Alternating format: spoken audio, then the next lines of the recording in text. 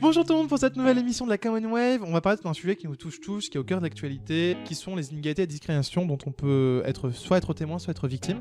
Et pour nous parler un peu de tout ça, je serai avec Clara du pôle égalité femmes-hommes de l'Université de Paris. Clara, bonjour. Bonjour. Comment ça va?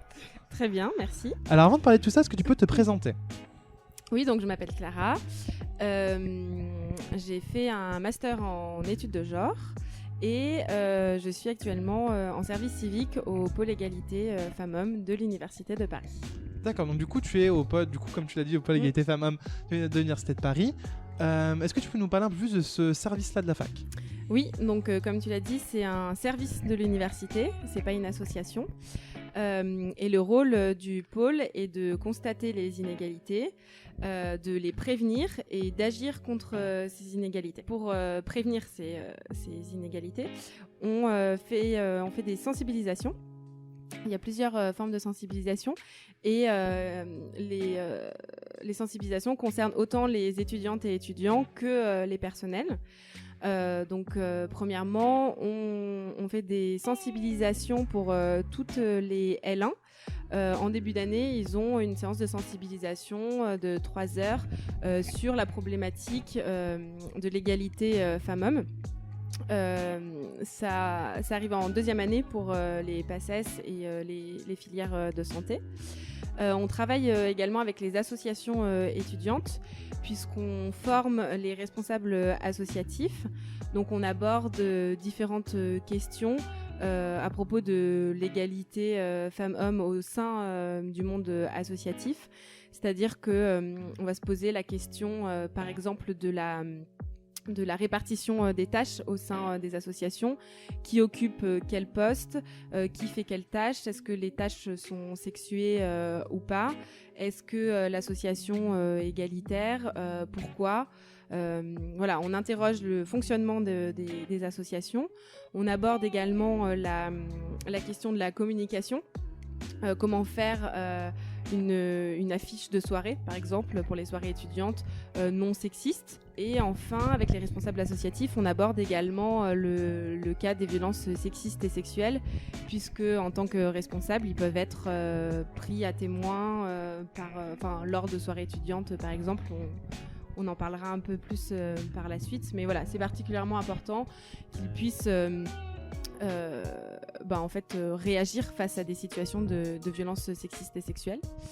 Et donc pour finir sur les sensibilisations, on organise également un théâtre forum pour les doctorantes et doctorants sur le harcèlement sexuel. Et donc ça permet d'aborder cette problématique et justement de savoir quoi faire dans cette situation, comment réagir. Le personnel peut également bénéficier de formations sur le sujet de l'égalité femmes-hommes, encore une fois, pour pouvoir réagir contre ces situations. Et donc toutes ces sensibilisations ont pour but de rappeler qu'il reste des inégalités aujourd'hui, puisque il faut bien savoir distinguer l'égalité de droit qui aujourd'hui est acquise en France, puisque l'égalité femmes-hommes est inscrite dans la loi.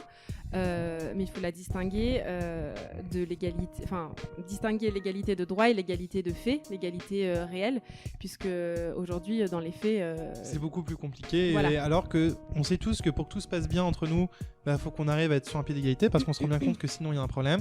Malgré tout, on n'arrive pas encore à avoir cette égalité qu'on devrait avoir en théorie. Du coup, c'est super d'avoir des services comme ça qui permettent que, par exemple, dans une association, chaque personne peut avoir le poste qu'elle veut en fonction de ses compétences et de sa motivation uniquement, et pas à d'autres critères qui sont subjectifs et qui n'ont rien à voir avec ce que devrait être une association.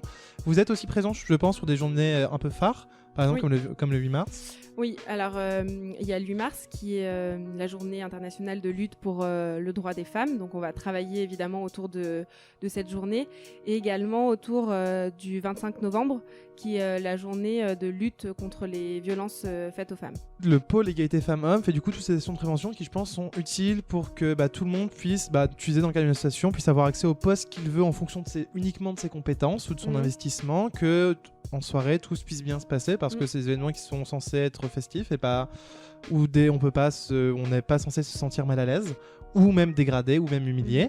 Et vous faites pas que ça, vous faites aussi de l'action. Alors je sais que vous avez un local, est-ce que vous avez une permanence? Comment ça se passe? Quelles sont les actions que vous menez en dehors que justement ces journées de sensibilisation?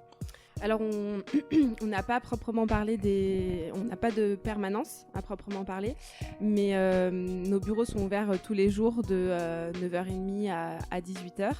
Et donc, on est là également pour accueillir les étudiantes ou les étudiants qui voudraient venir nous parler de leur situation, venir témoigner d'une situation de violence. Nous, on va être là pour accueillir ces personnes-là, pour les écouter et pour les orienter vers des professionnels et notamment vers notre partenaire qui est une association qui s'appelle Women Safe.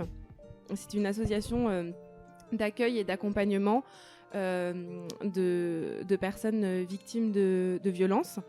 Et donc, la personne qui vient nous voir va pouvoir ensuite prendre rendez-vous, si elle le souhaite, avec cette association qui est composée de professionnels, c'est pluridisciplinaire. Ouais, former un peu, j'imagine, à l'écoute pour l'orientation, genre si elle a besoin de faire des démarches, etc. Voilà. Formaliser un peu aussi ce qui lui est arrivé pour être sûr. Voilà, exactement. Quand la personne va venir nous voir, donc, comme je le disais, on va tout d'abord l'écouter et on va essayer de formaliser avec elle la situation exacte à laquelle elle fait face. Et donc ensuite, si elle souhaite faire des démarches, notre rôle, ça va être de l'orienter dans ces démarches et de l'accompagner.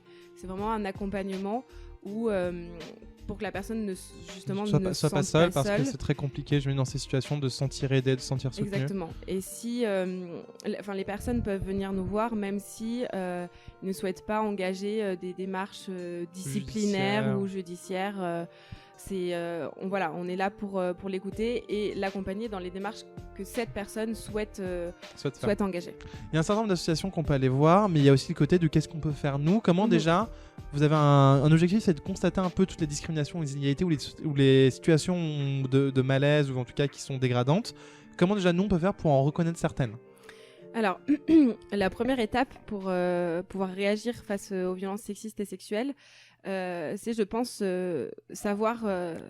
en connaître la définition précise, puisque c'est très important pour moi d'insister sur la définition de ces différentes violences, puisque c'est le seul moyen de savoir exactement ce à quoi on fait face, en fait. Et si on ne connaît pas les différentes définitions, on va pas pouvoir réagir correctement en fonction de telle ou telle situation. Moi, je trouve que ce qui est pertinent pour définir les différentes situations, c'est d'imaginer des mises en situation, puisque c'est des choses qu'on a pu potentiellement vivre ou alors dont on a pu être témoin. Et donc ça nous parle particulièrement et on ne sait pas toujours mettre en fait les mots sur telle ou telle situation, et encore une fois j'insiste, c'est ce qui est important pour pouvoir réagir. Il faut savoir s'il s'agit de harcèlement sexuel, d'agression sexuelle, de viol, etc. Ça peut permettre de mettre des mots a priori en disant genre je sais réagir si ça arrive, je sais ce qui se passe, et aussi a posteriori en disant j'ai été victime de ça, et du coup faire en sorte que ça se reproduise pas. Donc du coup par exemple si on parle d'harcèlement sexuel, comment est-ce qu'on peut le définir, comment est-ce que ça se manifeste si on prend une mise en situation? Par exemple, dans le cadre de l'université, on peut imaginer une situation où un garçon va... Alors, je prends l'exemple d'un garçon, encore une fois, ça peut être l'inverse, ça peut être une fille qui a très envie de passer du temps avec un garçon, mais du coup, ça peut être aussi un garçon qui a envie de passer du temps. C'est simplement que les femmes sont plus victimes de violences sexistes et sexuelles que les hommes, mais ça arrive également dans l'autre sens. Mais voilà, là on prend l'exemple de la majorité, on va dire. C'est ça. Donc un garçon a très envie de passer du temps avec une de ses camarades, il l'invite à boire un verre, la fille lui fait comprendre qu'elle ne veut rien de plus, mais il commence à l'attendre en bas de chez elle, il la suit à la sortie de la fac, il réitère des invitations malgré les refus de la fille. Ça, typiquement, ça constitue une situation de harcèlement sexuel. Et le harcèlement sexuel est défini clairement dans la loi puisqu'il apparaît dans le code pénal. Et il y a deux catégories en quelque sorte de harcèlement sexuel. La première, c'est tout comportement ou parole à connotation sexuelle qui porte atteinte à la dignité de la personne par son caractère dégradant, humiliant, ou qui crée une situation justement dégradante, humiliante, outrageante et intimidante pour la personne qui est ciblée. Et pour que ce soit qualifié en harcèlement sexuel, il faut que les faits soient répétés. Et lorsqu'on parle de répétition, 2 reprises suffisent. À partir du moment où c'est répété à 2 reprises par la même personne et sur la même personne, il s'agit de harcèlement sexuel. Il y a un deuxième cas de figure pour le harcèlement sexuel, c'est dans les cas d'une pression grave. Donc typiquement le cas du chantage sexuel. Ouais, par exemple, si on prend un prof de TD qui va dire à quelqu'un voilà, si tu fais pas ça, tu vas pas prendre un verre avec moi, si tu vas pas chez moi ce soir, ou quoi que ce soit, tu vois, ça peut être plus ou moins subtil. Bah du coup, t'auras pas tes notes, t'auras pas ton stage, t'auras pas ta thèse, t'auras pas ton mémoire. Voilà, exactement. Ça constitue un cas de harcèlement sexuel, et dans ce cas-là, il n'y a pas besoin que les faits soient répétés pour que ce soit qualifié en harcèlement sexuel, puisque c'est un cas de... Voilà, on fait clairement du chantage à la personne. Quand il y a des pressions graves, il n'y a pas besoin que ce soit répété. Une fois une pression grave, c'est du harcèlement sexuel déjà. Exactement. Exactement. Après, si on définit les autres types de violences, on peut imaginer, toujours dans le cadre universitaire, 2 personnes qui doivent travailler. Elles ne se connaissent pas, elles doivent travailler ensemble, elles sont dans la même classe dans le cadre d'un exposé. Elles se retrouvent pour travailler. Et une des 2 personnes commence à toucher l'autre, à lui caresser le dos, le creux des reins, les cuisses, etc., sans le consentement de la personne en face, évidemment. Ça constitue une agression sexuelle. C'est également défini dans le code pénal. Comme toute atteinte sexuelle commise par violence, contrainte, menace ou surprise. Donc typiquement toucher les cuisses, le sexe, les seins, embrasser par surprise sur la bouche, toucher les fesses, ça constitue une agression sexuelle. Lorsqu'il n'y a pas le consentement de la personne en face, évidemment. Ah, mais de toute façon, ne touchez pas les gens qui n'ont pas envie d'être touchés, demandez-leur avant, c'est beaucoup plus simple. Voilà. Et pour reprendre aussi un exemple, une mise en situation qui malheureusement arrive, dont je peux avoir connaissance, on fait beaucoup de prévention en soirée, on reviendra un peu sur les soirées, comment réagir, mais faites attention avec l'alcool, faites attention avec la drogue, mais faites aussi attention à vous et aux autres. Prenez soin des autres, parce que ça peut arriver qu'il y a des gens qui outrepassent leur droit d'être humain. Et là aussi, c'est une agression sexuelle. Quelqu'un qui vous touche les fesses en soirée quand vous n'en avez pas envie, c'est pas marrant, c'est une agression sexuelle et ça n'a aucune place dans la vie étudiante. Exactement. Voilà. Non, mais c'est, tant qu'on n'a pas le consentement de la personne, on ne peut pas toucher le corps de quelqu'un. Laissez les gens tranquilles, bordel. Ça paraît tout bête quand on le dit comme ça, mais c'est vraiment, faut insister là-dessus. On ne touche pas le corps des autres sans leur consentement. Enfin, c'est le b.a.-ba. Et pour finir sur les définitions, bon là je parle je parle de harcèlement sexuel, d'agression sexuelle, j'ai parlé du viol. Il y a d'autres types de violences sexistes et sexuelles, puisqu'il y a les agissements sexistes, il y a l'exhibitionnisme aussi qui rentre dans les violences sexistes et sexuelles. Mais pour finir sur les définitions, une autre mise en situation, tu parlais des soirées étudiantes. Typiquement, par exemple, si une fille à une soirée étudiante est très alcoolisée, il y a un de ses amis qui lui propose qu'ils finissent la soirée ensemble. Elle refuse, elle lui dit, mais elle est trop alcoolisée, elle n'a plus le contrôle de la situation. Lui l'emmène chez lui, elle s'affale sur son canapé, elle dort à moitié. S'il la déshabille et qu'ils ont un rapport sexuel, ça constitue un viol, clairement, puisqu'elle n'est pas en mesure de donner son consentement.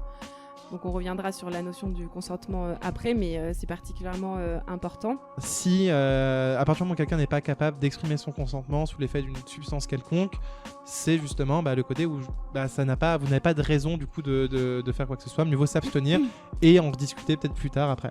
Exactement. Et donc, pour finir sur les définitions, puisqu'encore une fois, j'insiste, il faut connaître les définitions pour pouvoir réagir et agir contre ces violences. Le viol, est défini évidemment aussi dans le code pénal comme tout acte de pénétration de quelque nature qu'il soit. Et donc, c'est ce qui le différencie de l'agression sexuelle. Pour que ce soit qualifié en viol, il faut qu'il y ait pénétration. On va parler aussi un peu de l'outil qui est le violentomètre, parce qu'on a parlé justement de ces violences-là dans le cadre de soirée, mais ça peut arriver aussi dans le cadre d'un couple ou dans n'importe quelle relation. C'est pas forcément besoin d'être en couple pour avoir une relation avec quelqu'un.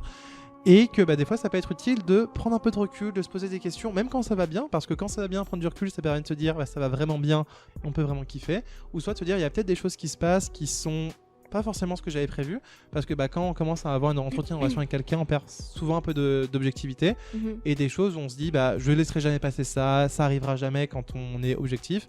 Au fur et à mesure, on peut se dire j'ai laissé passer ça, j'ai laissé passer ça, j'ai laissé passer ça, et après regretter ou se dire mais comment c'est arrivé. Du coup, il y a des outils pour ça, en tout cas un outil dont tu peux nous parler.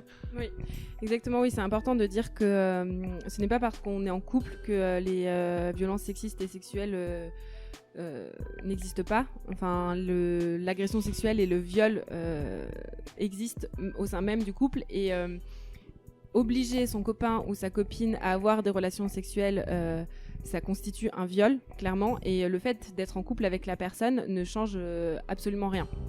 Donc tu parlais du violentomètre, et effectivement,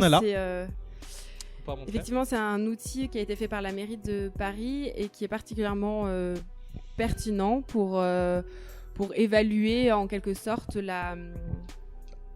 évaluer sa relation, en fait, puisque donc c'est une règle graduée qui va du vert au rouge en passant par le orange, et qui donne en fait des exemples de situations. Donc ça permet de se projeter et de questionner sa propre relation. Donc le vert, c'est profite, ta relation est saine, tout va bien, il n'y a pas de comportement anormal. Le orange, c'est là où il faut commencer à être vigilant ou vigilante. Et commencer à en discuter pour en parler autour de soi. Voilà, parce qu'il y a déjà des situations de violence, donc il faut stopper ces situations. Et le rouge, c'est carrément des situations où la personne est en danger et où elle doit se protéger face à l'auteur ou l'autrice de violence. Puisque, là c'est écrit lutter contre les violences faites aux jeunes femmes, puisqu'encore une fois, c'est en fait une population qui est surreprésentée dans le cadre de violences sexistes. C'est les femmes qui sont le plus touchées par les violences sexistes et sexuelles, c'est un fait, c'est avéré. Mais ça ne veut pas dire que les garçons ne sont pas touchés par ces problèmes-là aussi. Donc ça peut typiquement... ça peut aider tout le monde. C'est un outil pour tout le monde, évidemment. On a parlé un peu des situations qui pouvaient arriver, mais ces situations nous sont peut-être déjà arrivées, on a peut-être déjà été témoins. C'est important de savoir déjà comment on peut réagir en tant que victime pour trouver de l'aide, pour trouver des secours, pour pas que ça se reproduise ou pour arrêter la situation quand on le peut encore. Et aussi comme témoin, parce que en tant que témoin, parce qu'on peut voir une situation, paniquer, pas savoir comment réagir, pas savoir quoi faire. Et du coup, c'est important de trouver un peu des solutions à tout ça pour pouvoir veiller les uns sur les autres. Ouais. Il y a plusieurs choses que l'on peut faire. Premièrement, en tant que victime, lorsqu'on est la personne ciblée par les violences, la première chose à faire, c'est en parler. Alors c'est plus facile à dire qu'à faire, puisque ça dépend des situations, ça dépend des personnes. Parfois, il est difficile de mettre des mots sur les situations qu'on a vécues. Il est difficile de parler, mais c'est ce qui va permettre de pouvoir stopper la situation dans les cas de harcèlement, par exemple. Et donc, il ne faut vraiment pas hésiter à en parler soit à une personne de confiance, soit à une association spécialisée, soit encore une fois au pôle égalité femmes-hommes, puisque on est là pour ça. Et donc, c'est le fait d'en parler qui va constituer la première étape pour ensuite pouvoir être prise en charge. Et surtout pouvoir, je pense, quand on n'en parle pas, on est seul, on est isolé, on est plus faible, alors que quand on commence à en parler avec les gens, c'est juste beaucoup plus facile de se constituer un réseau d'entraide qui va pouvoir mettre fin à la situation. Oui, surtout que la personne qui va recevoir notre parole, entre guillemets, on le verra après, mais elle pourra justement l'épauler dans ses démarches, l'orienter, puisque on peut être déboussolé et c'est normal. Ensuite, la deuxième chose à faire quand on est ciblé par des violences, qui n'est pas forcément facile aussi, mais c'est de conserver les preuves.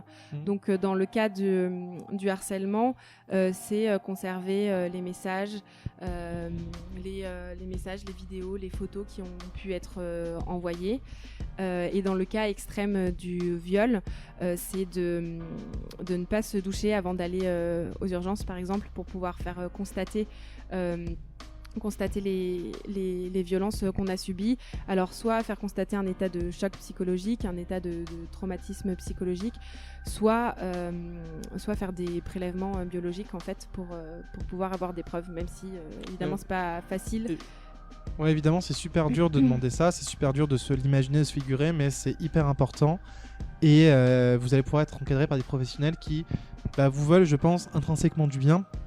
Et pour obtenir justice, pour que ce soit plus facile, parce que je pense que justement on verra, orienter quelqu'un c'est très important, parce que on peut se sentir déboussolé, on peut se sentir pas compris ou comprise dans ce genre de situation. Du coup c'est très important d'avoir aussi des trucs, enfin en tout cas des preuves matérielles dans ce genre de situation là pour pouvoir faire valoir sa voix. Malheureusement oui, parfois il faut clairement des preuves pour être cru.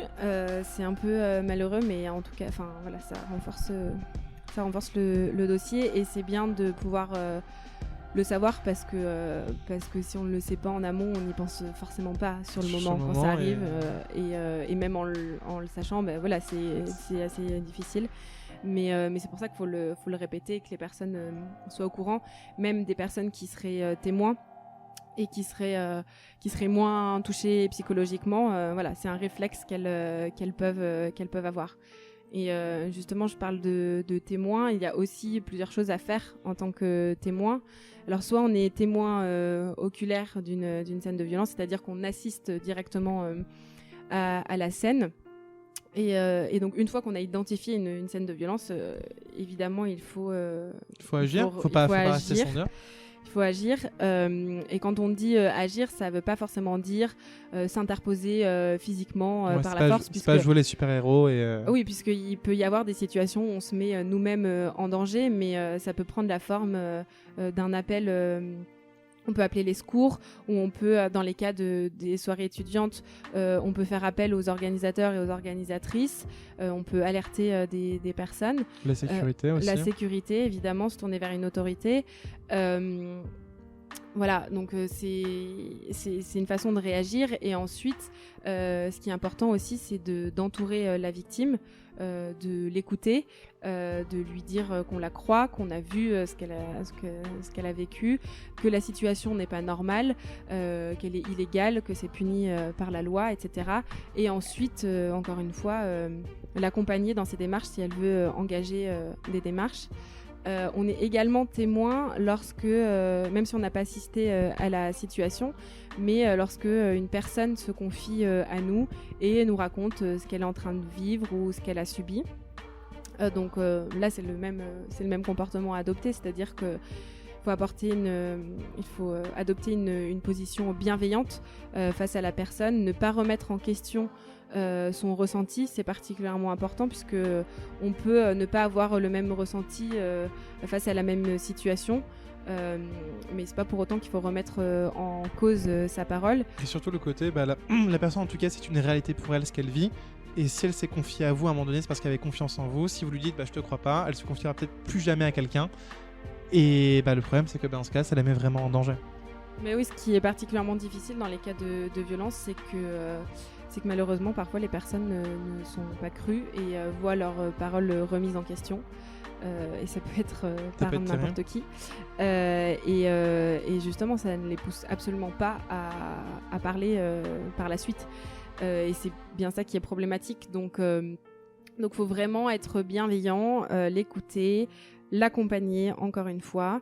Et alors on peut se sentir parfois dépassé par la situation et se demander ce qu'on peut faire, etc. Mais justement l'accompagner par exemple et l'orienter vers des professionnels ou lui dire voilà, tu peux aller vers cette association là ou tu peux service ou voilà. Tu peux l'orienter vers le pôle égalité femmes-hommes, puisqu'on est là pour ça, encore une fois. Ça constitue un accompagnement. C'est ça. Et il ne faut pas hésiter à, si la personne le souhaite, l'accompagner jusqu'au bout, c'est-à-dire la première fois où elle va aller voir tel ou tel service ou telle association. Y aller avec elle. L'accompagner, puisque ça peut être... ça peut être compliqué, ça peut voilà, être c'est un pas, ça dépend de la personne, mais ça peut être un pas difficile à franchir. D'accord, donc du coup, voilà, c'est des informations qui sont importantes à avoir en tant que témoin. Il y a aussi le côté, t'en as parlé, mais n'hésitez pas à... On a tous un peu l'effet spectateur qui peut arriver, ou justement qui est pas malveillant, mais se dire, qu'est-ce que je peux faire? Est-ce que je peux vraiment agir? Une des meilleures, je pense, en tout cas de mon vécu, c'est discuter avec les gens. Si vous avez une situation où vous dites, est-ce que je dois réagir? Les gens se disent très certainement la même chose. Simplement toucher l'épaule de votre voisin, dire, voilà, il se passe ça, qu'est-ce qu'on fait? Ça peut permettre de sortir un peu de la stupeur et d'avoir une véritable action et de... plus on est de personnes pour agir, moins il y a de risques pour le groupe et plus on arrivera à désamorcer les choses sans violence. Du coup, on a pu parler de ça. On pourra parler un peu aussi de la notion de consentement. Tu as déjà un peu parlé. Ouais, parce que justement là on parle des situations de violence sexiste et sexuelle. Comment réagir si ça arrive, mais le meilleur moyen pour que ça n'arrive pas, parce que c'est quand même c'est comme l'objectif à la base. Voilà, c'est de respecter le consentement de la personne. Si on respecte le consentement de la personne, on évite pas mal de choses quand même. Voilà, exactement. Et donc c'est important de bien connaître et maîtriser la notion de consentement, puisque on peut entendre parfois que c'est une notion floue, etc., que c'est difficile de savoir. Mais en fait, ça répond à des critères précis et très simples qui sont assez logiques finalement quand on y réfléchit. Voilà, le consentement, tout d'abord, doit être volontaire, c'est-à-dire que, ça paraît bête de dire ça, mais c'est-à-dire qu'un consentement, entre guillemets, obtenu par chantage n'est pas un consentement. Si on fait du chantage à la personne en lui disant si tu ne couches pas avec moi, je vais faire ça, je vais dire ça, etc., ce n'est pas obtenir son consentement, clairement. Le consentement doit être clair, c'est-à-dire qu'on doit être sûr du consentement de la personne. Donc, dans une situation, si on n'est pas sûr, il ne faut pas se dire dans le doute, je vais tenter. Mais il faut plutôt se dire, dans le doute, je m'abstiens. Ou alors, chose très simple, on demande à la personne. Voilà, on clarifie la situation, pas la personne. Et on lui demande, clairement, on lui pose la question. Ça permet d'éviter, de lever le doute. Ensuite, on l'a abordé tout à l'heure, le consentement doit être conscient, c'est-à-dire qu'une personne inconsciente ne peut pas, par définition, donner son consentement. Donc une personne endormie, une personne sous emprise d'alcool ou de drogue, si elle n'est pas en capacité de donner son consentement, c'est pas parce qu'elle ne dit pas non qu'elle dit oui. Voilà. Il faut oublier l'adage qui ne dit mot consent, puisque c'est pas du tout le cas. Des personnes sont parfois pas en situation de dire non, et c'est pas pour autant qu'elles sont consentantes. Et même si la personne ne dit pas, en fait, il faut pas attendre qu'elle dise non pour obtenir pour dire non, elle m'a pas donné son consentement. Il faut attendre qu'elle dise oui. Clairement. C'est ça. Et clarifier, poser la question, ça prend 5 secondes, ça permet de clarifier les choses et comme ça, il n'y a pas de situation ambiguë qui peut se créer, c'est clair pour tout le monde. Exactement. Et j'insiste vraiment sur le fait que ce n'est pas parce que la personne n'a pas dit non qu'elle était forcément consentante. Et quand bien même c'est un autre critère du consentement, quand bien même elle dirait oui une fois, il y a relation sexuelle, elle est consentante, ça ne veut pas forcément dire que la personne va être consentante pour toutes les autres fois. Ce n'est pas parce qu'on a donné son consentement une fois à une personne qu'on est obligé automatiquement de lui donner toutes les autres fois. Et enfin, le consentement est révocable, c'est-à-dire qu'on peut avoir envie à un moment de la soirée, par exemple, si on reprend l'exemple de la soirée étudiante, et puis finalement on se rétracte et on n'a plus envie. Eh bien, c'est son droit. C'est un droit fondamental. Et même si l'acte sexuel, par exemple, a commencé et que la personne au milieu de l'acte sexuel dit « Ah ben non, j'ai plus envie, j'ai envie qu'on arrête », on arrête. Voilà, c'est pas parce qu'on a commencé qu'on doit forcément finir, puisque sinon c'est ne pas respecter le consentement de la personne, clairement. Et la dernière chose qui est importante de savoir sur le consentement, c'est aussi la question de la protection. C'est-à-dire que si deux personnes se mettent d'accord sur la nature du rapport, c'est-à-dire se mettre d'accord pour avoir un rapport protégé, le fait d'enlever le préservatif pendant le rapport, par exemple, constitue un cas où on ne respecte pas le consentement de la personne, puisque la personne était d'accord pour avoir un rapport s'il était protégé. Et voilà, retirer le préservatif sans lui dire, c'est violer son consentement, clairement. Bien sûr. Voilà, il y a aussi d'autres choses. Du coup, il y a aussi une très bonne vidéo qu'on vous mettra. Alors attends. Le cadre, il est là. Donc normalement, elle est à droite. Donc normalement, elle devrait être ici. Sur de Tea Consent pour illustrer un peu le consentement avec une tasse de thé. Oui. Donc du coup, mettez sur pause, allez la voir et revenez après. Et voilà. Oui, c'est une vidéo qui est particulièrement pertinente puisque ça fait une comparaison entre le fait de proposer un thé à une personne et le fait de proposer une relation sexuelle. Et c'est très simple de comprendre qu'on ne peut pas forcer quelqu'un à boire du thé. Donc voilà. Donc du coup, il est logique de pas quelqu'un qui est endormi, vous n'allez pas lui verser du thé dessus. Du coup, quelqu'un qui est endormi, vous n'allez pas avoir des relations sexuelles puisqu'elle peut pas, du coup, accepter votre thé dans la métaphore. Exactement. Du coup, vous au pôle égalité femmes-hommes, où est-ce qu'on peut vous retrouver ? Alors, on peut nous trouver dans nos bureaux, comme je l'ai dit, venir nous voir tous les jours du lundi au vendredi, mais vous pouvez nous contacter aussi par mail ou par téléphone ou sur les réseaux sociaux, donc notre page Facebook ou notre compte Twitter. Ok, d'accord, donc j'imagine que c'est là où vous mettez un peu toutes vos actualités, toutes vos actions. Oui, exactement, ouais. On publie donc les actualités du pôle, les événements qu'on organise, les événements auxquels on participe et également des actualités sur le sujet de l'égalité femmes-hommes. Ok, du coup, n'hésitez pas à retrouver le pôle égalité femmes-hommes sur Twitter, sur Facebook. N'hésitez pas, si vous vous sentez concerné, si vous avez des questions, à les contacter par téléphone ou par mail ou à se déplacer. Tout sera dans la description. N'hésitez pas à vous abonner à la Commonwealth, à venir visiter notre page Facebook, à commenter si vous avez des questions, quelque chose à dire, à liker parce que ça fait partie et partager aussi parce que on est tous touchés par ce genre de problématiques-là. Et merci pour tout. Merci à toi. Au revoir.